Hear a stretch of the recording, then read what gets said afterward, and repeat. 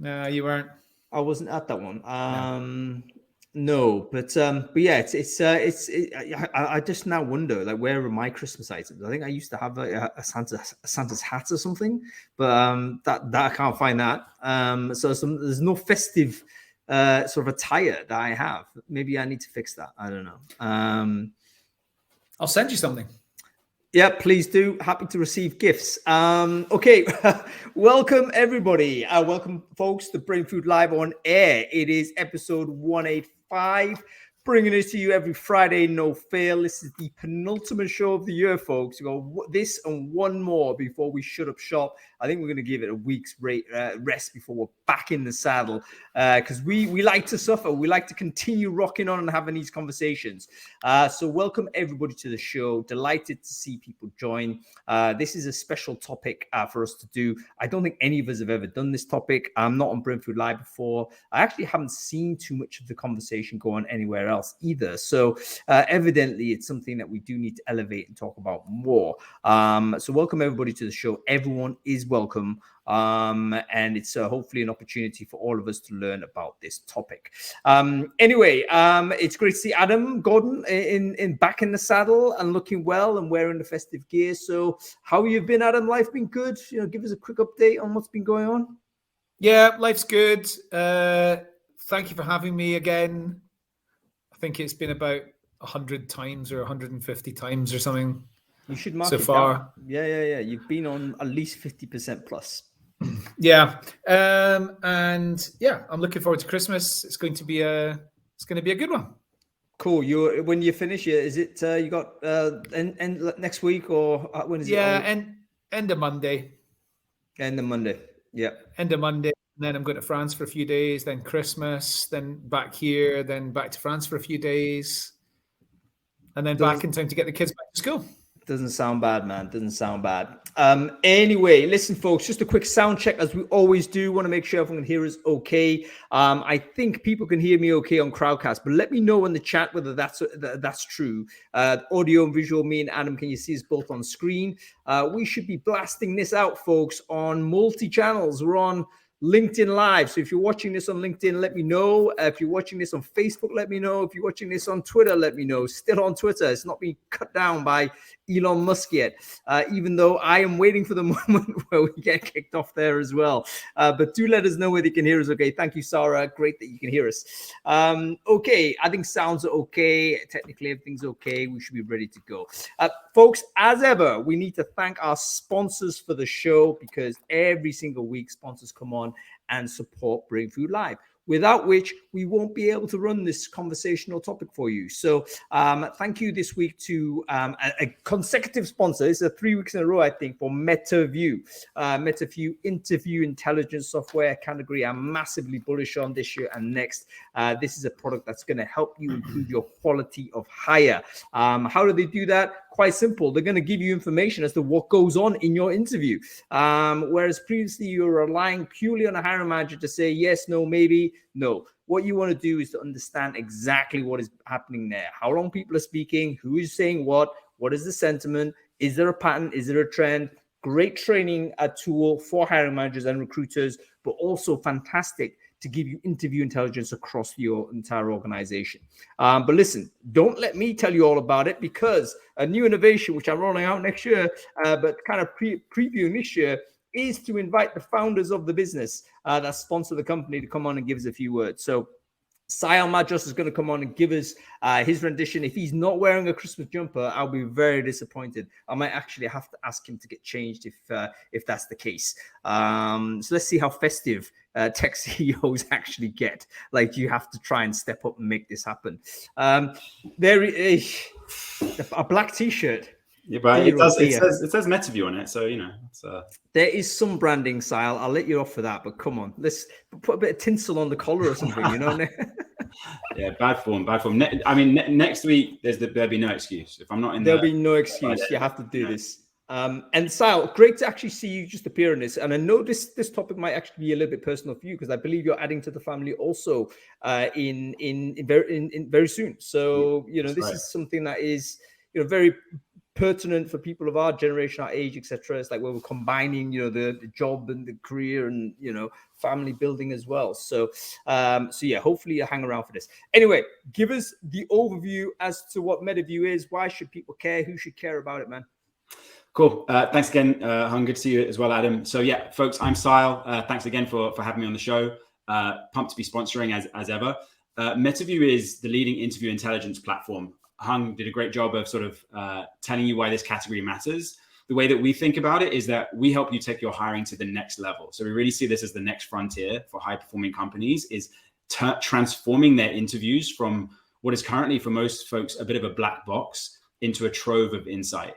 And as a result, we end up with better interviewers. That means 28% quicker interview processes because you've got more people who you can trust to interview, which means you can find slots in calendar much more easily and give candidates a great experience, which means they stay in the funnel.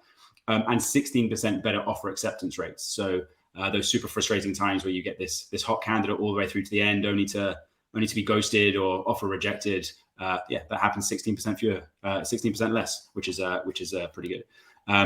The way the product works, just high level, we integrate with your existing stack. So whatever ATS or video conferencing platform you already use, where your interviews are currently happening, and we record and transcribe from there. So if you want to think about why sort of now is the time that people are thinking about this category a lot, is because we had the shock almost move to remote initially, and everyone thought, okay, how can we just like keep the wheels on as we sort of deal with this remote workforce? Now we're in a new phase where people are thinking, well, what's different about our business? Because so many of our meetings, and in our case, interviews, are being done speaking into cameras and speaking into microphones. So this is just a complete shift. That's a fundamental, foundational shift, nothing to do with MetaView. The world has changed. And now you're getting products like MetaView, which make you able to sort of make much more sense of what's happening in some of these key parts of your hiring process. Fantastic stuff. And by the way, I think one of the revelations I've sort of had with just touching on this category of product is the idea that if you can actually develop more hiring managers that you're trusting to do interviews, that's going to massively improve your candidate experience, your ability to accelerate candidates through process, avoid sort of all of those logistical issues. Imagine, you have like one bottleneck. It's like one hiring manager that he or she only trusts themselves to do this. And therefore everything has to go through this very, very busy person's schedule. They're going to interview badly and not going to interview enough volume. Whereas if you had 10 of those people that you can trust to do it, suddenly everything gets easier. So I think this is something that is totally, I'm sure you didn't think of that when you designed this, that this would be a consequence, but I think this could be one of the most important consequences of this type of product. Anyway, Sile, how can they find you? How can they find the product?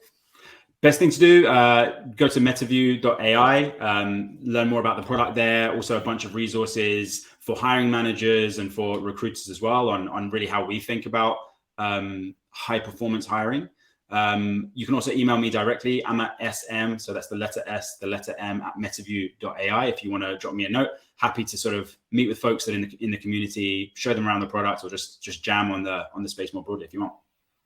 Yeah, fantastic stuff. And share the links down in the chat stream there, Sile, so people can catch up with you. All right, cool. Listen, man, thank you so much for giving us the overview of your amazing product. Hopefully you hang around the show and enjoy the rest of the conversation, Sile.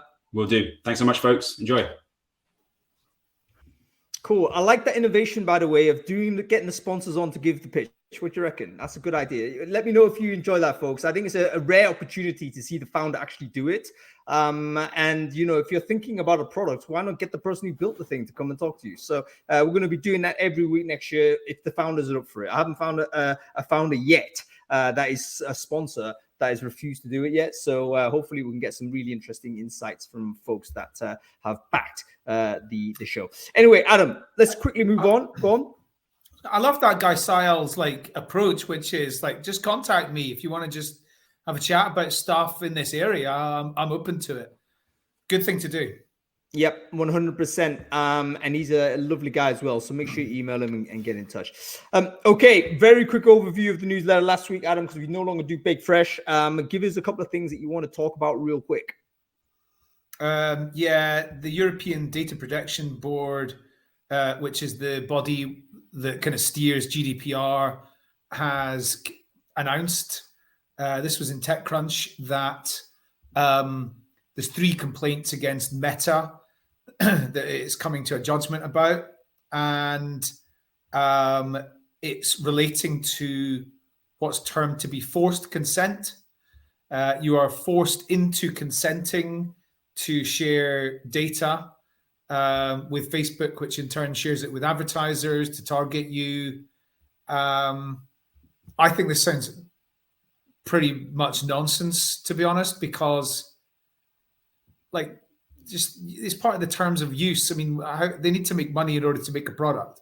You don't have to, it's not forced consent. You don't have to be on Facebook. You don't have to use WhatsApp. You don't have to be on Instagram. So this sounds like nonsense to me, but we'll see what happens in January, because it's going to be very interesting for the future of social media in generally, not just for Meta. Yep, I think it's over. I really do. I think people have been kicking on Facebook for a long time. Zuckerberg's got tired of defending it. That's why he's retreated into the metaverse. Basically, ad tracking is going to be over, and we're going to have to get used to less relevant ads, basically. And I think more ads that are less relevant, simply because we no longer are able to target people. So I think it's going to be. Everyone needs to care about privacy. I get it. But at the same time, I think we've overreached, because most of these big tech companies truly don't care about sort of your personal details. What they truly do care about is being able to service you stuff that you want to buy. I mean, there's no reason why they want to sort of festoon you with advertising services that you pay no attention to. They make their money through ad relevancy. And I think with this move to basically how much consent you want to give, Apple, massive body blow to Meta earlier this year, or was it late last year? I think GDPR comes in and kills it off. And yeah, that's the end of Facebook really as a business. And obviously got lots of capital to burn yet, and hopefully they'll do something in the metaverse. But I think it hurts Google massively as well. So, world's changed basically. Yep. Anyway, give us one more, mate. Okay.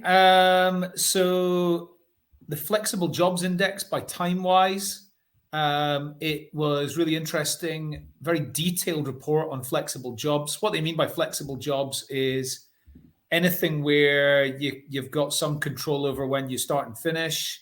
Part-time jobs are considered flexible. Any degree of hybrid or work from home, any degree of like when shifts start and finish, things like that. So it's pretty broad.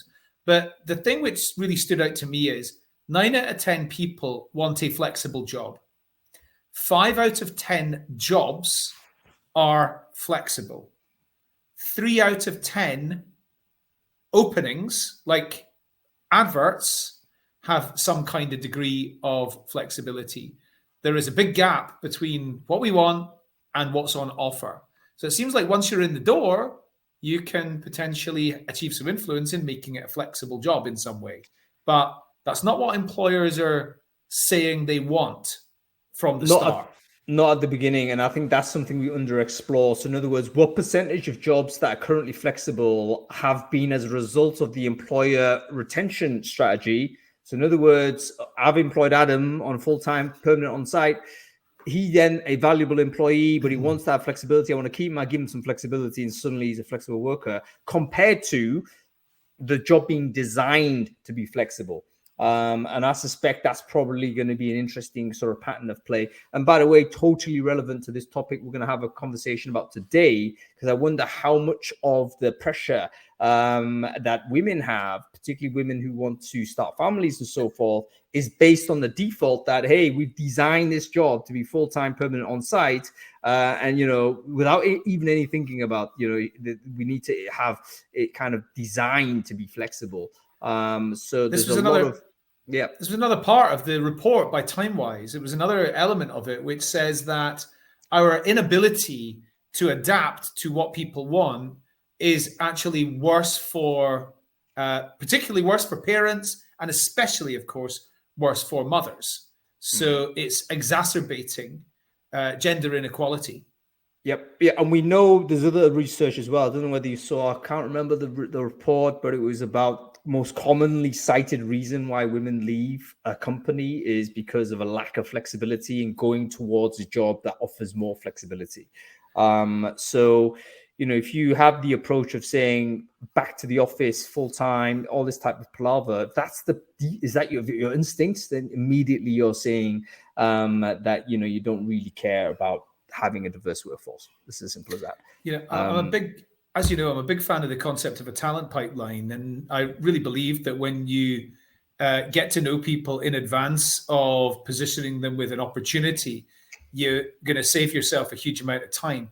If you include in that an understanding of what this person is going to want from like the flexibility of their job, then you can stop wasting your time advertising, fixed jobs with specific locations and starting hours and finishing hours and things that clearly people don't really want today.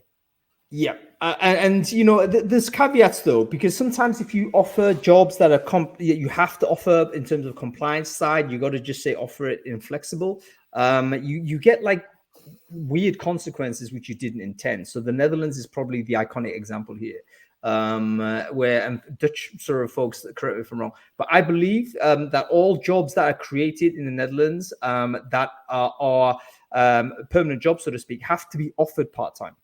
So if I hire you, I have to offer it. Hey, do you want to work full-time or do you want to work part-time? That is the law. Now, in that scenario, it turns out what happens is that obviously all the men decide to take full-time, but a significant percentage of women take the part-time. And that then leads to all kinds of interesting manifestations down the pipeline, particularly when it comes to management and leadership, because as we know, people are going to be full-time, typically spend more time, build better networks, et cetera, and end up in a situation where there's more senior managers skewed towards male and female based on time served. So you have a situation where, legislation is being rolled out ostensibly for positive reasons, but the outcomes leads to greater variance of this type. So yeah, I'm pretty certain that's true. But if you're in the Netherlands and you know better, please do let me know in comments what the situation is and what the impact is, as I've just described. But I think that's the case. Anyway, let's get on with this topic, man. You and I, by the way, Adam, you and I both obviously have chatted independently to say that we obviously don't know too much about this topic. So, we are kind of at risk at stumbling upon occasion, I would guess. But I hope that people will be forgiving of our mistakes if we do make them, because we want to also be able to speak freely in this sort of context and be able to contribute to the debate. Anyway, let's bring on our guest with enough further ado. We're going to bring on the lady that started this entire story, Sarah Dalsfeld, who unfortunately has actually, there's two Sarahs. I think it may be the same person. But anyway, one of the Sarahs is coming on. Let's do that. Becca, I believe that's Becca Collis. I hope it is. Oh, there's Rebecca, and oh goodness, there's going to be some controversy here. I hope people come on unscheduled. There's going to be some unscheduled guests because I can't identify them. Okay, let's bring on Carly as well. Carly's on. Leanne's coming on. Right, there's a Rebecca and there is a Becca. So I'm going to go. It is Becca. Okay, I will make no changes there. I think it is Becca that we want. Let's try that. Cool. There we go. Wow, here we go. By the way, I knew Sarah would come in looking ridiculously pro. Adway studio. Beamed straight in from the NASA space station, I think. Oh, naturally. Welcome to NASA. Okay, let's do some intros real quick. So we've got everyone on the show. That's amazing. Sarah, why don't you go ahead? Who are you? What it is you do? Sure. Thank you for bringing us on the show. I'm very excited to, amplify this topic. My name is Sarah. I'm a part of Adway, and we do automated recruitment marketing in social media to enable a 24/7 storytelling experience to attract and engage the most relevant top talent out there. So that's amazing. Me. And Sarah, you might be the first LinkedIn official content creator voice person that's actually on Brainfood Live. So folks, we are stepping up the quality of our guests here. Okay, Carly, great to see you, by the way. Long time no see. Carly, can you tell us who you are, what it is you do?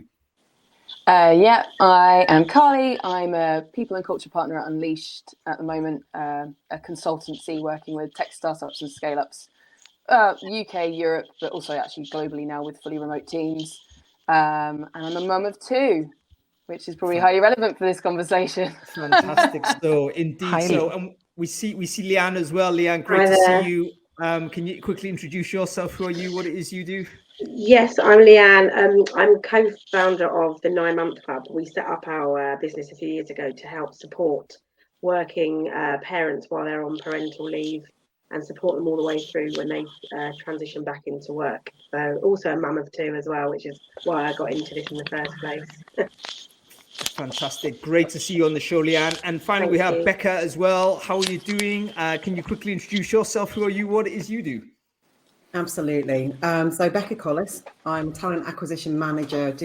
I run internal talent acquisition for AMS, so a large global RPO. We have a lot of females on our staff that also have children. I have 2.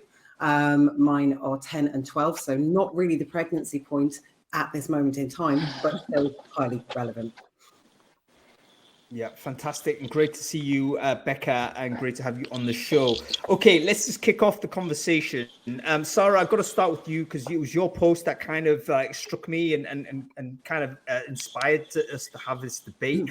And the words that you used were really quite striking in the sense that I think the first thing you said was, look, I want to start a family. But then you said you were really fearful of even saying this. And it was like, oh, wow, like how have we got to a point where it's like a scary thing to say that you want to have a family? So can you tell us a little bit about the context of how that post came about? Like when did you feel like it was actually the right time to actually publicize this scenario and get it out there? Yeah, and that's a great question, Hung. So for myself, as to this conversation, I have not yet chosen or had the opportunity to start a family, but this is basically the reality of women of my age, I would say. Like everyone before even considering having a family, we are in a position where we have to think around how to not, burden our career path and at the same time, not just make a choice of having a family. So I've been driving this discussion over the years, and now as an amplified LinkedIn creator, we thought that this is even more, logic to bring up these days. So to everyone who hasn't read the post, this was basically me saying, as of today, the discrimination around mothers called the motherhood penalty is alive and kicking. And it's like insane numbers and stats coming from the US and UK currently happening today. And this post, I try to summarize, the engagement where people, the amount of people who felt for this and cared for this and had challenges around this. Currently, we're on like 300,000 views. We have 70 reposts. I have 250 plus DMs around the topic, 600 comments. It's an ever-going discussion. And for me, I want to do something about this before I even get the chance to start a family. And a vital part here is that my employer, my company, Adway, we are living our inclusive values. So for me, it's not actually the stress, but I really want to amplify that is not the case for all working women out there. Not even far from it. So, yeah. Firstly, fantastic that you raised the unusual platform to do that, Sarah. I wonder whether if people haven't seen this, whether you could pull out the link and just share it in the chat stream so that people can go and review that, because I think there's a lot of really interesting commentary, and even people that are kind of involved in this situation or being in this situation. There'll be like a body of people that would be happy to support you there. So go ahead and investigate. Carly, let's go to you. You mentioned that and some of this I'm afraid to say might be some personal stuff and whatever, so feel free not to sort of share things that are uncomfortable. But I think you mentioned to me that actually you had some circumstances where, when you were with child or, you're thinking about it and so on, that you had some experiences that you now look back on and think, wow, that was like wicked pressure that really you wouldn't want anybody else to go through. So can you give us some context and some detail there? Yeah, for sure. So, I've seen someone kind of lose or kind of be replaced by their maternity cover, for instance. And so when I got pregnant, I was just really worried about that. Number one was just like, oh my God, if I have to hire in someone to be my mat cover, what happens if I want to come back and, I don't know, do I hire someone who's really good or not hire someone who's really good? Do I hire someone like that? All of that kind of plays on your mind a little bit, and they're all nodding. So so that plays on your mind. And then other things that happened. I mean, I really, when I had my son, I really wanted to make sure I still had some flexibility and some time with him. He was really little. And I ended up offering, just because, like, almost shooting myself in my own foot, right? Shoot myself in the foot, and offering to work 4 days and take a 20% pay cut. But my role and my role expectations, nothing changed. And I was still expected to deliver the same amount. And it was almost like I didn't even have a conversation about adjusting my role around it. I was just like, yeah, no, it's cool. I'll do what it takes.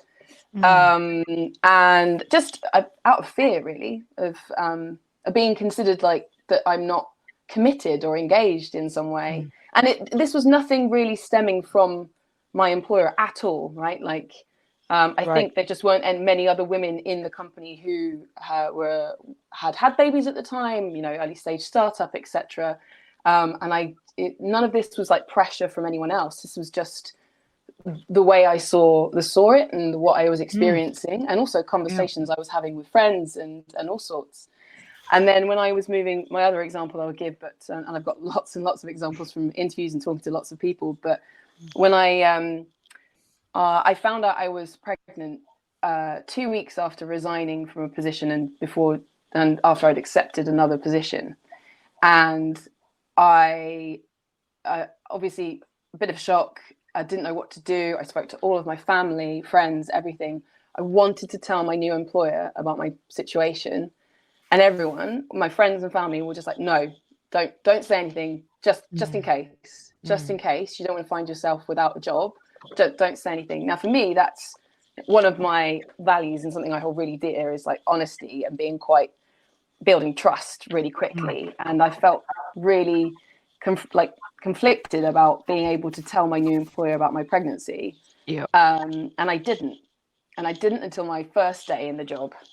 And then along with that, I didn't qualify for any maternity pay from the company.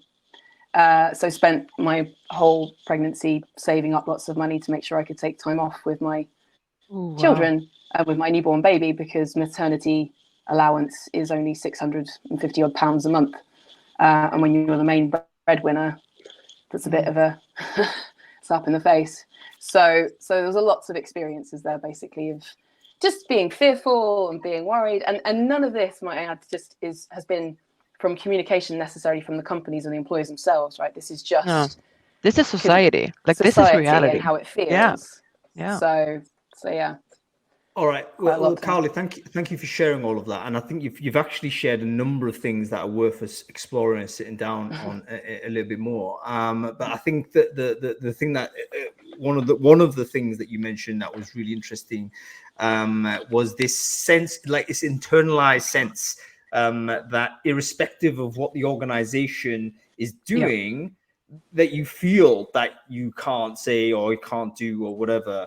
Now, half of me thinks, okay, maybe the organization is completely guilt-free in this scenario, but is it not the case that the organization should like preemptively correct that for that? Like, if we know, for instance, that women in the marketplace do have this fear, whether it's, if I'm an employer, whether I've done anything to kind of create or contribute to that fear is irrelevant. What I should do is communicate very, very clearly that this is totally like part of what we understand human beings to be, and it's like a welcome and celebrated thing. So maybe a company can't just take a neutral view and say, you know what, it's like, you know, it's not on us. What are your thoughts on this, everyone? I mean, I'll throw it open to the crowd here. I mean, sorry, Becca. Go ahead, Becca. Becca, go. I think one of the things that a lot of employers don't do, and the one thing which was pointed out there that wasn't done, is that reevaluation of the role. There was no interest taken in, right, I'm going part-time. These are my reasons for going part-time. This is my capacity change. And so there was no change to what was expected. And if there's no change to what's expected, that's a full-time job. within part-time hours, extra pressure and extra expectation. So it's not entirely an employee, whilst you don't blame anybody, and I completely understand that, the reality is they didn't do their job. They needed to actually come to you and say, right, why do you want to go part-time? What is it we can do to support you? What mechanisms can we put around you that will ring fence you sufficiently? I wonder whether anybody, 100%, Adam. I agree with you on that. Just a quick question to the crowd. Like, does anybody have like a protocol for this? Do you know within your own organization, do you have a reevaluation of role if a person decides to take down the amount of time they're spending with you? Or do you just kind of say, right, fine, we'll just adjust salary or whatnot? I suspect most companies don't have this because jobs are designed in a fairly static way, aren't they? Like, we design the job, and we know it as recruiters, actually. Like, I'm pretty certain I haven't seen a job description that gives you that contingency. It's like, hey, here's the job. The expectation is a human being is going to step in, do that job ad infinitum, and like without any change. Like, that's basically it. Adam, go ahead.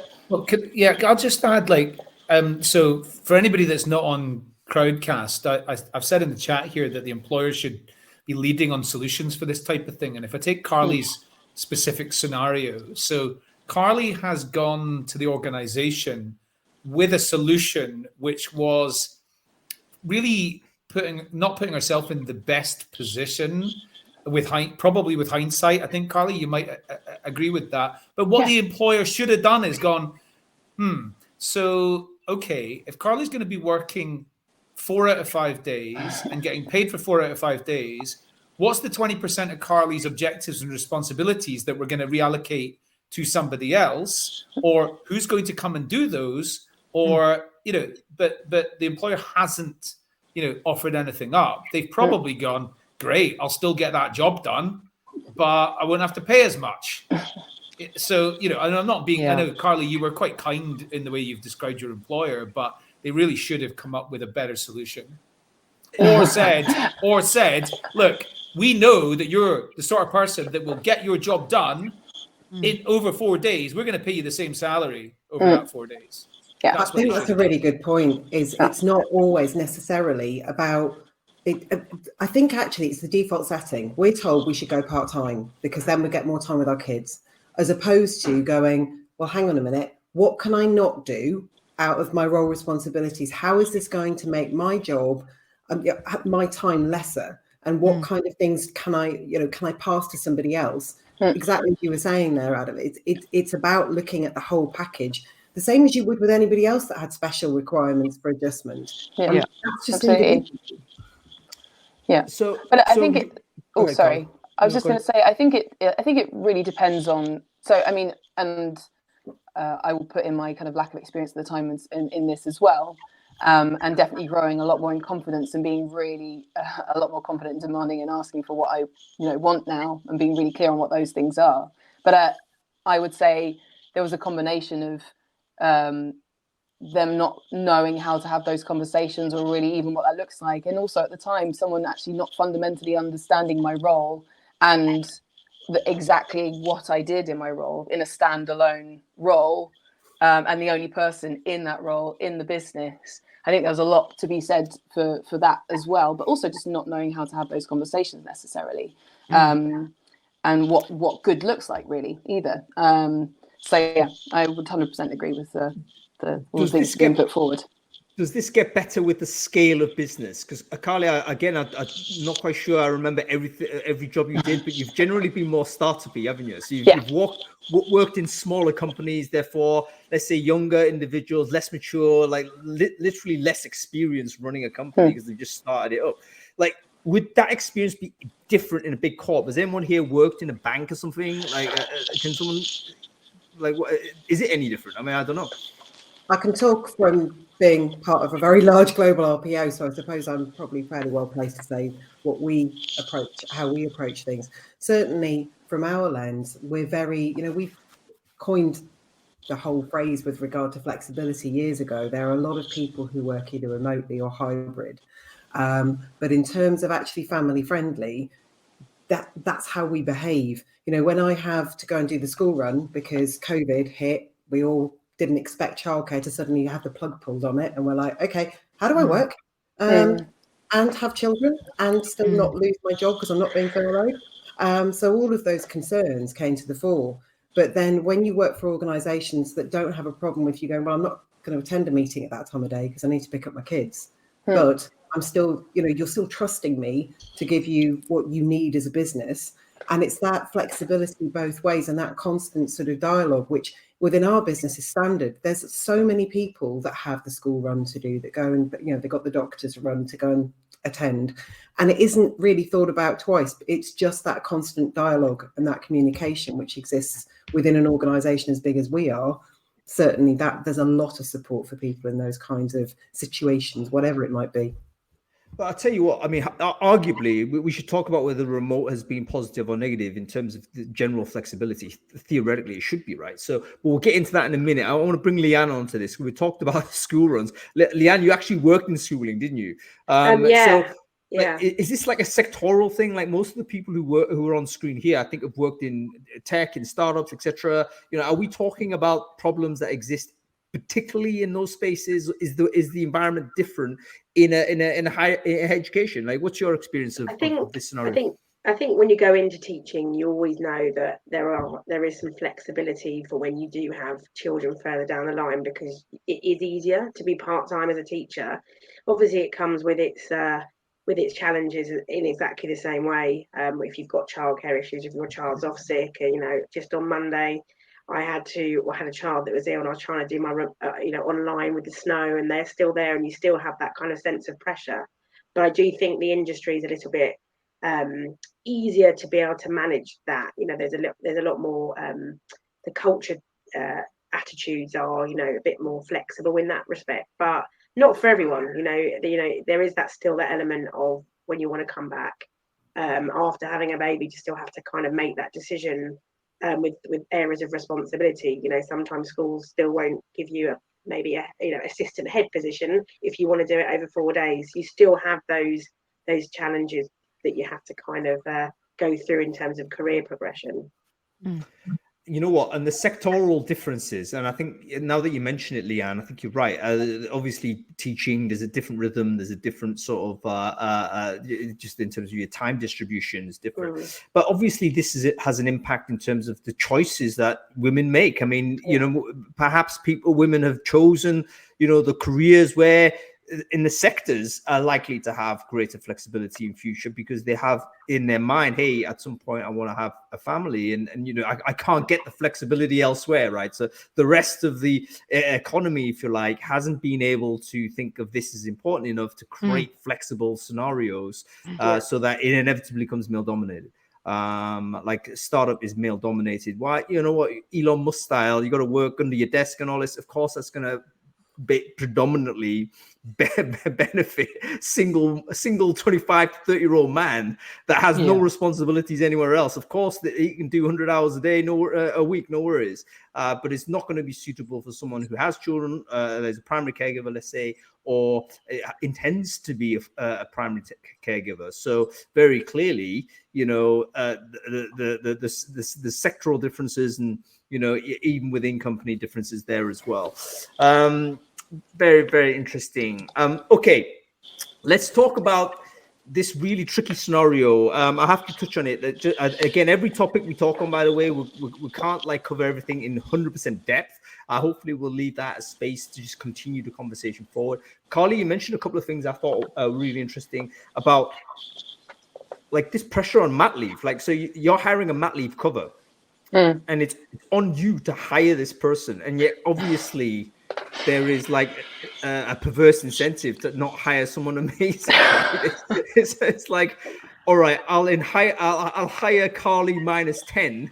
That'll do, and then this person will adequately do the job, but never suits. That's crazy. If we're trying to say we want to hire the best, etc., but we have a situation where the person responsible for hiring a replacement has this massive conflict of interest. Firstly, is this common that the person who's leaving on maternity leave has to backfill it? Is that what happens, or does someone else do this? I was in a very unique position. Thankfully, I hired someone incredible, but We have to agree that's the case. That person was amazing. However, is this common or not? I mean, I think it depends on the size of the company and where and like who's responsible for hiring.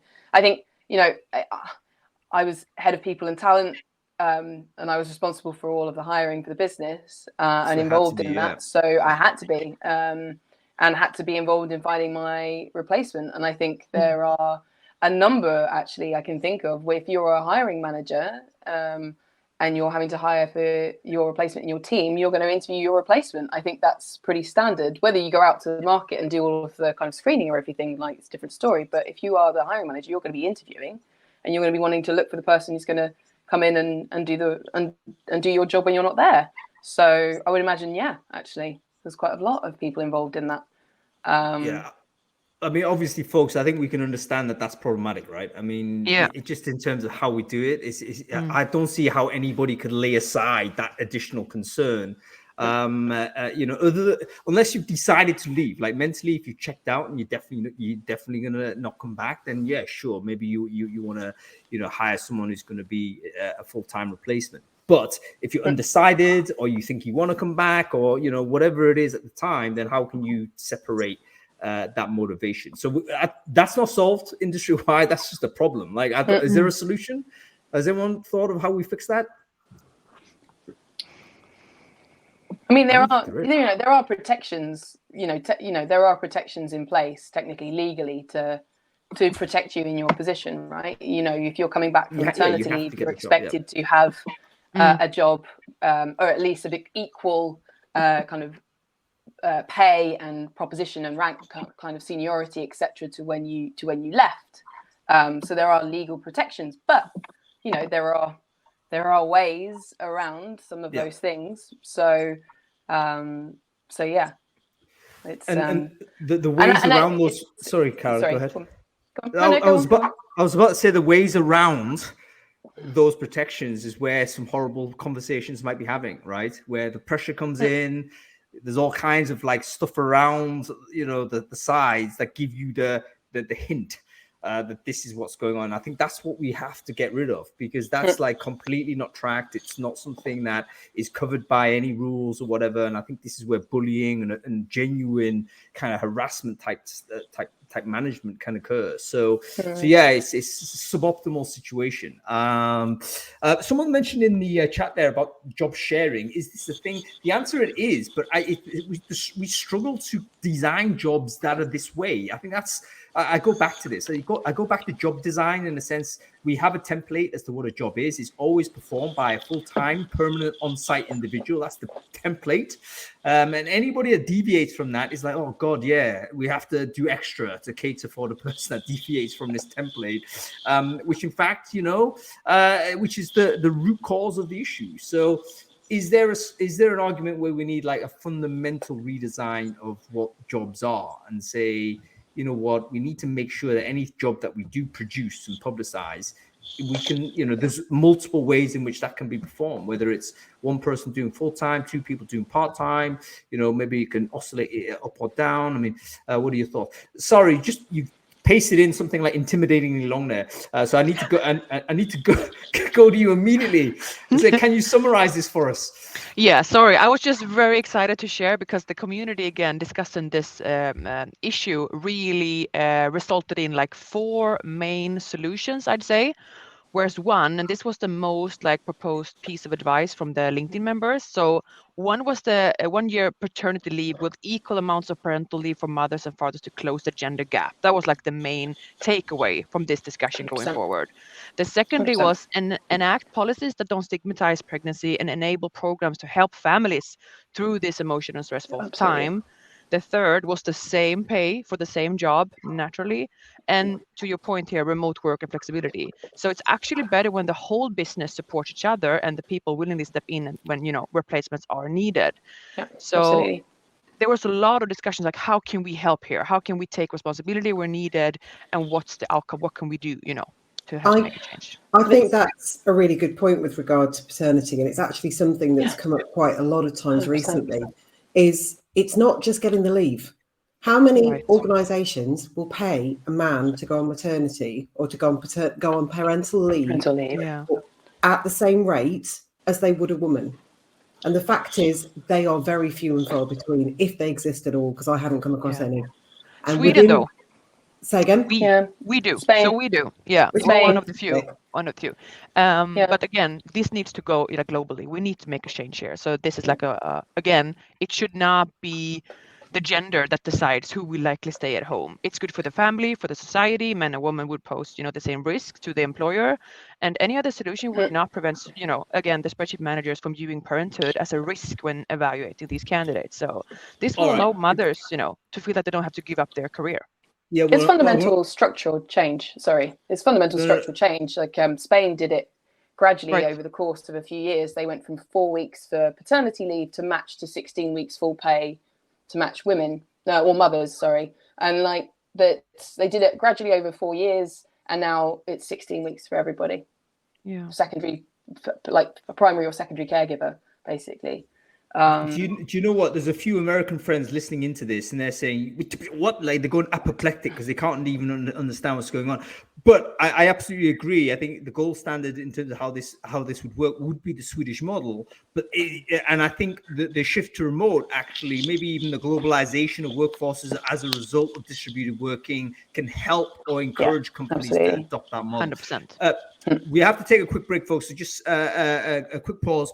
The reason why we always do this is because Brainfood Live on Air is a conversation starting show, folks. It is not a conversation stopper, but we do have to come off air, which is about 15 minutes time.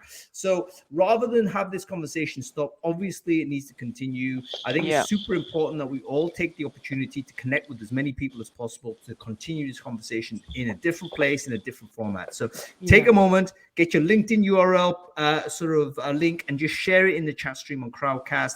If you're watching this on LinkedIn, Facebook, Twitter, wherever it is, take your LinkedIn URL there and just make sure you share it into a comment into the thread that you see. And then, of course, connect with everyone else who has done the same. Worst case scenario, you're going to emerge from this participation in the show with a dozen or so people that share an interest in this topic. Who knows? Maybe that conversation goes somewhere. Maybe you can support each other. Maybe, something positive can happen. So take a moment and make sure you do that. Okay, cool. Let's, we've already kind of moved on to kind of solution engineering. So the first thing that you mentioned, Sarah, was, okay, maybe we need to, and actually you, Becca, as well, we need to equalize the parental rights per se. So it's not a case of here, mother has this, father gets that. It's that actually, no, maybe it's a shared circumstance. I think in Sweden you share a block, don't you? And you can divide between the parents how you want to. Yeah, and some days are fixed for the father as well. The father has to take. Yeah, which I think is super important, because I think some research has shown that actually fathers respond to fatherhood differently. I don't know whether, Adam, you want to come into this, whether you think this is true or not. It seems that the fathers respond to having children by saying, I need to work harder. And they go into the office and do more and actually feel a totally different sense of responsibility, as well as occasionally looking at reluctance. Let's say it's a shared block, for instance, like a reluctance of taking time off when they think it should go to the partner. So I wonder whether that's something you've thought about at all, Adam, or again, possibly diving into territory where it's like private stuff. But if you're happy to share your thoughts, then tell me to move on. I can share, but I'm not. I can share, but I don't think it's going to be all that useful, because when my kids were imminent, I was building a business. I'm an entrepreneur. It's not a normal kind of job. So I don't think anything changed, to be perfectly honest. And my experience is not reflective of, most people. So it's quite difficult to answer that question in a meaningful way.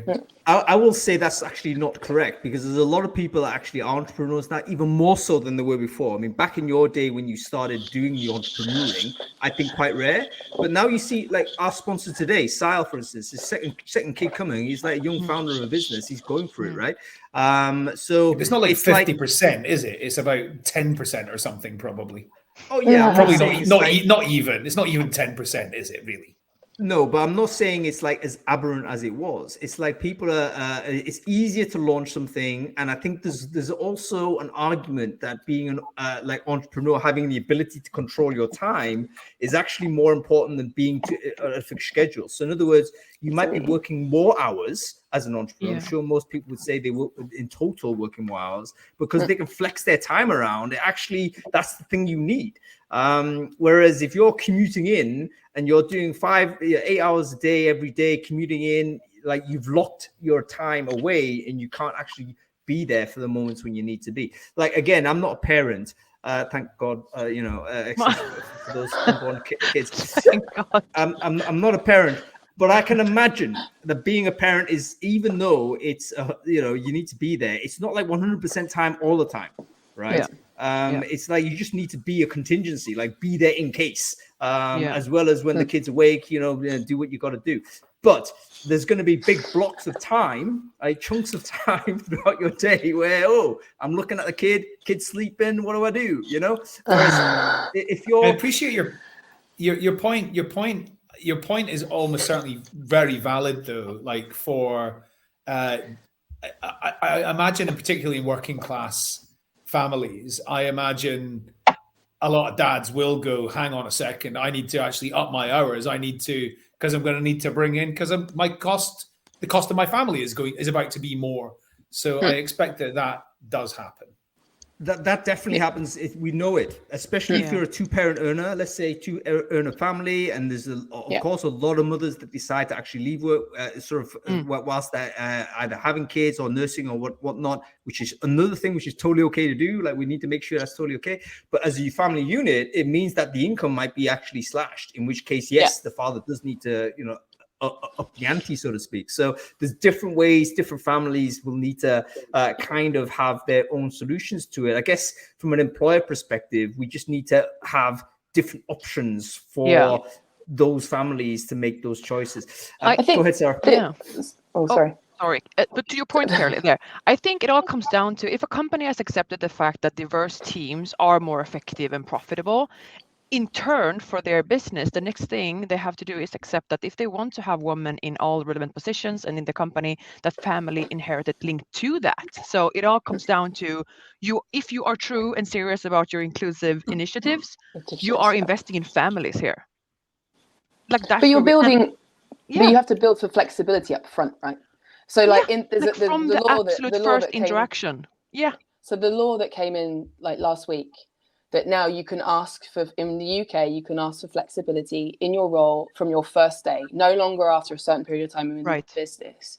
Great, that's fine, but which is encouraging. It's encouraging signs, but it doesn't mean that your business is set up to support that flexibility in the first place. Correct. Or even set up to support remote teams, or the roles are even set up in the first place to support flexibility.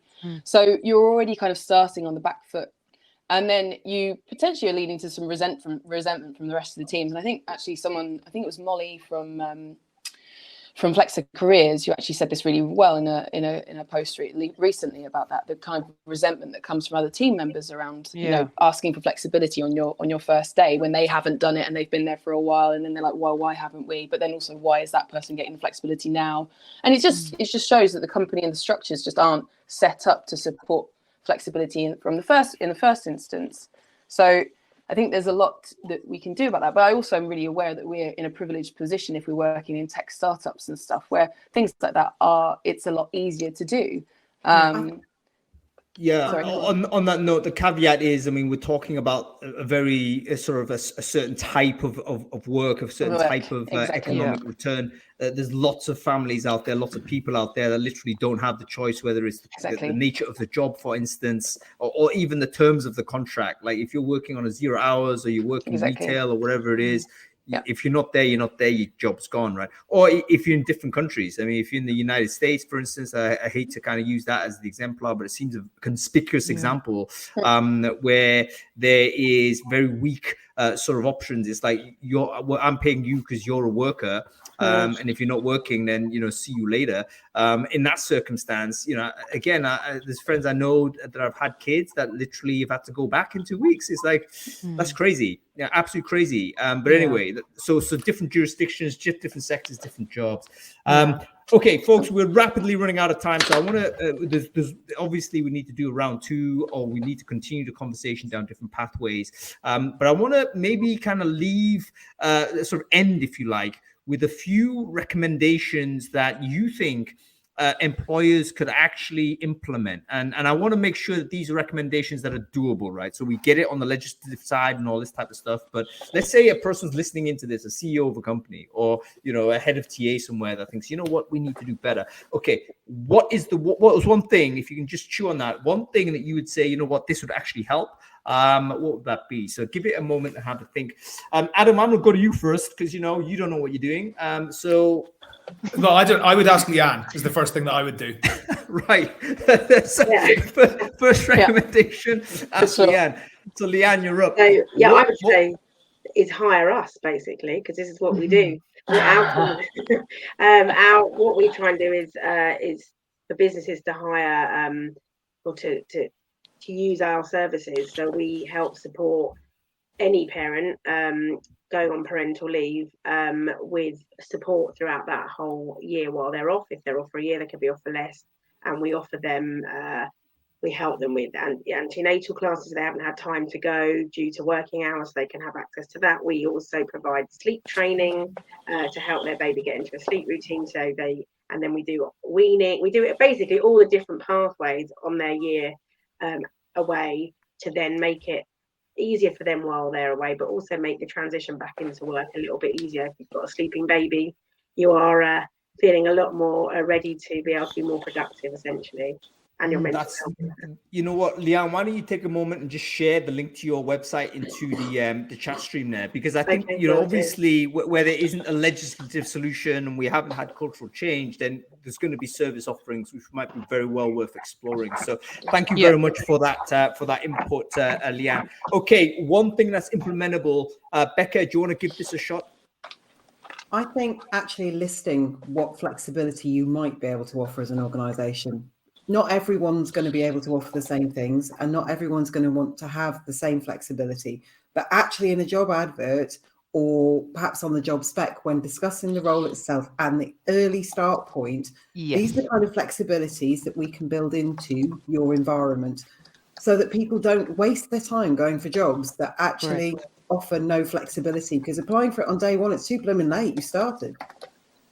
Yeah, I love that. So basically on adverts, and that as a proxy for the early conversation, but that's when you need to essentially introduce the conversation. I think even talking about it would help, because it's like acknowledge. You're trying to erode that expectation that the person's got to be there full time. So that, but also think about how you might actually have flexibility in the role also. Okay, as Carly has left us, I hope not, but she's disappeared off my screen. Carly, come back if you're free. We'll go to you, Sarah. Give us one tip that you haven't talked about yet that you think, okay, a company could do this, or we could start the ball rolling internally there. Yeah, I'm 100% going to echoing you, Becca, there. So for us in TA, we have a big responsibility to be very clear what we mean by flexible. So be supportive, unbiased, and clear from the absolute first interaction. That means the job campaigns, right? So market jobs as flexible and be very specific about what you mean by the flexibility. And be clear about expectations from expecting mothers and meet them where they are. So meet them where their need is, basically. And I would follow Pregnant and Screwed, which is a really good organization to be really, read up on this topic. And what I really just want to leave you guys with is the legal part that no one is talking about, and that is, when we are in interviews or in terms of interviews, and no one is talking about the fact that we're turned down or not getting the offers because we have a wish or a need, or we actually are pregnant. That is the next step here, Hung. The things that no one is talking about, where we're neglected or not chosen because something else came in, the way. Yeah, we haven't even dealt with. There's so many different. Like, it's almost like there's so many avenues to go through that we should do a series on this, I think.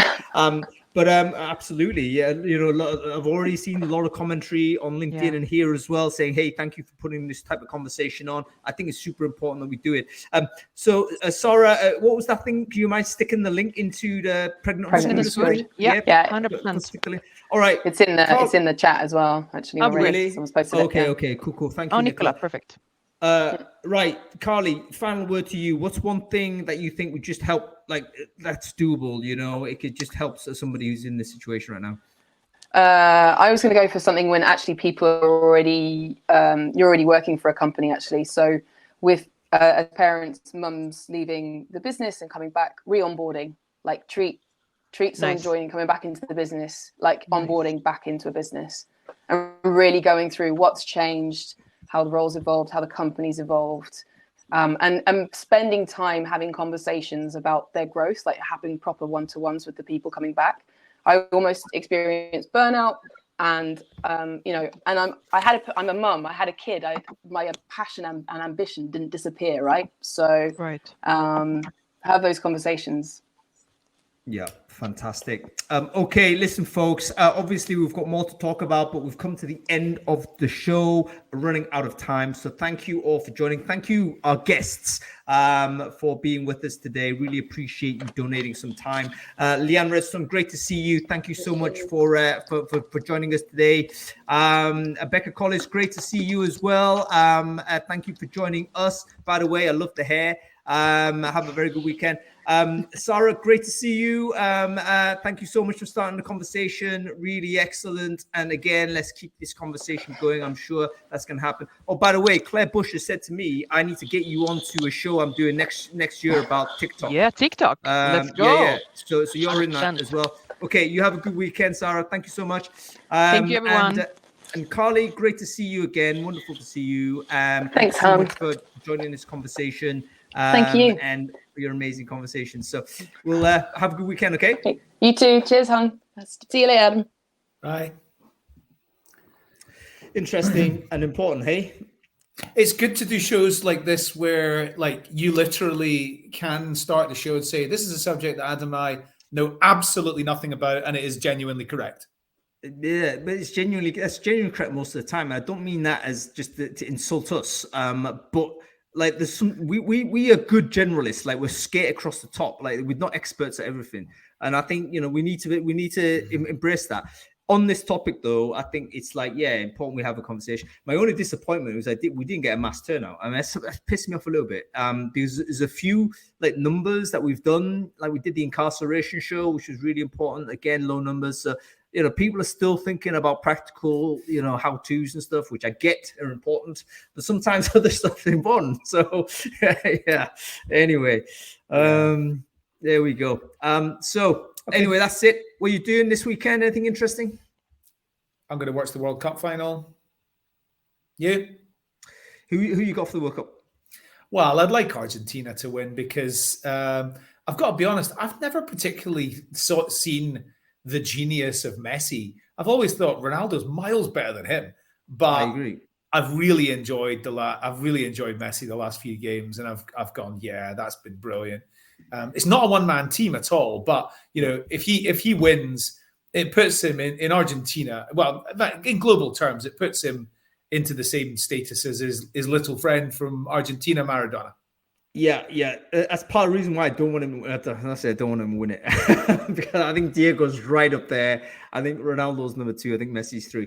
But yeah, listen, good final. You know what? And this. I actually might miss the game. And I don't. It's because my nephew's birthday. And I'm like in charge of the bouncy castle or something. So I've got a job to do. So I'm surrounded by these 6-year-olds trying to watch the World Cup on my phone. You need a phone. You need a phone like mine with a. Yeah. I need like a much bigger screen so you can. I can watch everything. But as I'm trying to stop these kids from injuring themselves on the bouncy castle, I'll be like trying to watch this game.